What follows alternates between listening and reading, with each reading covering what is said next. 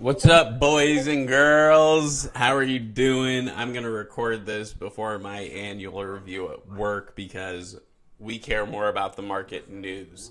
Welcome to the Tariff Apocalypse Hour, where we smile through economic destruction and pretend it's all transitory.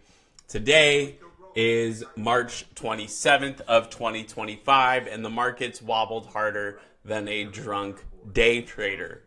The S&P 500 closed down 0.36%.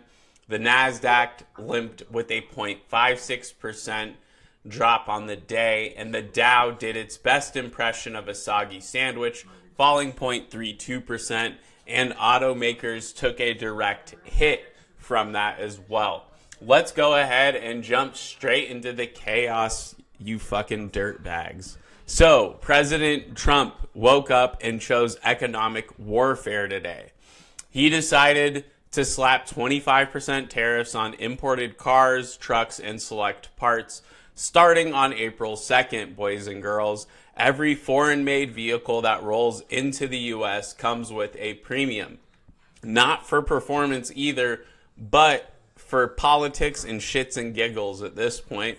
Trump followed that up with a classic 1-2 combo, threatened far larger tariffs against Canada and the EU if they ally against the US. Yeah, you heard that right. He's worried about Canada and the EU forming an economic Avengers team. Insane, by the way.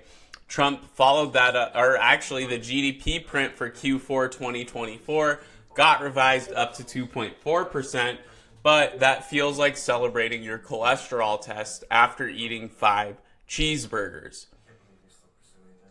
Yeah, not much of a victory there, right? We're watching a slow motion collision between sticky inflation, slowing growth, and most importantly, political firebombs. And tomorrow, we get the Fed's favorite flavor of pain, the Personal Consumption Expenditures Index.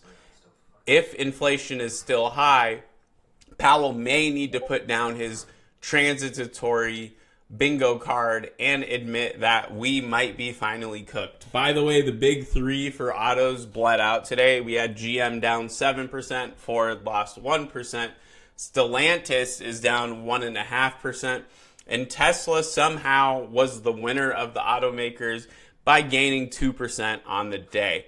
And why the pop? Tesla's EVs are built in the United States, giving it a short-term edge. But even Musk warned we won't go unscathed from this. With tech and chips, we saw tech stocks get punched in the chips literally. Not figuratively, but literally, because chip stocks took an absolute beating today. The Philadelphia Semiconductor Index dropped another 2.1%. NVIDIA, AMD, and Broadcom down, more down. Marvel Technology is down 41% year to date, and they lost 4% today alone. And the chip heavy SOX index is now 11.5% year to date. Now, why is this happening exactly? AI infrastructure oversupply. Microsoft reportedly pulled back on data center leases. And Alibaba's Joe Tsai says we're in a data center bubble. The AI gold rush might be turning into an AI ghost town very, very soon, my friends. Now let's go ahead and head over to our favorite data provider, which is Investor Central Club. Don't worry about my email address. I've had it since I was 13. Now, big money flow was heavy on SPY puts today. We had 158. No, wait, hold on. We got to go today, boys. So, on SPY today, we had 63 million in total flow, with 55 million coming in puts against 7 million in calls, with our most common contract hit today, the 565 puts, for a March 28th expiration date. You can see here we had 210,000 on one premium for an order, multiple 210K preems here. So, yeah, boys, it got bloody today in the markets with SPY. Tesla somehow came out unscathed with a 50-50 shot. It's at a coin flip at this point. We had 31 million in flow with 16 million in calls against 15 million in total puts. This is mixed flow, but it leaned bullish with that 16 million in calls. Why? Because unlike GM, Ford, and Stellantis, Tesla builds its cars in the United States. Tariffs? What tariffs? Because, you know, everything's coming from the US of A, baby.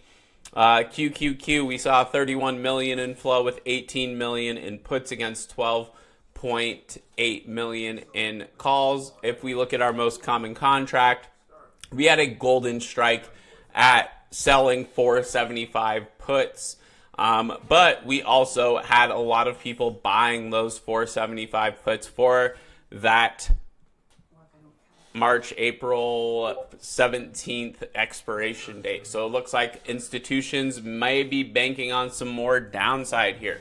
We also had NVIDIA with 25 million in flow with 13 million in calls against 11 million in total puts. Again, NVIDIA and Tesla are kind of like the coin flip teams right now. We don't know what to expect from these guys. Now, dark pool activity over here was loud and proud, boys and girls.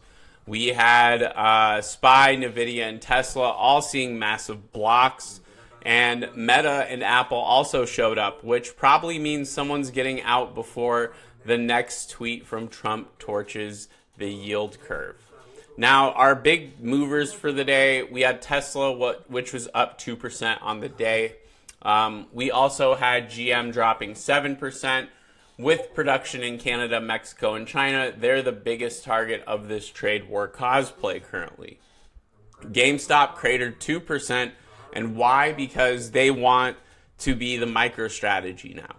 They announced plans to raise $1.3 billion to buy Bitcoin. Yes, the company that couldn't sell used games is now trying to hodl digital gold. Oh, help us. Like, God, what the hell? Like, that doesn't make any sense. Anyways, gold hit its 17th record high this year. Inflation hedge, check. Global panic, check. 3.5K price target. Apparently, Bank of America thinks we're going to be bartering gold coins for toilet paper soon. So, yeah.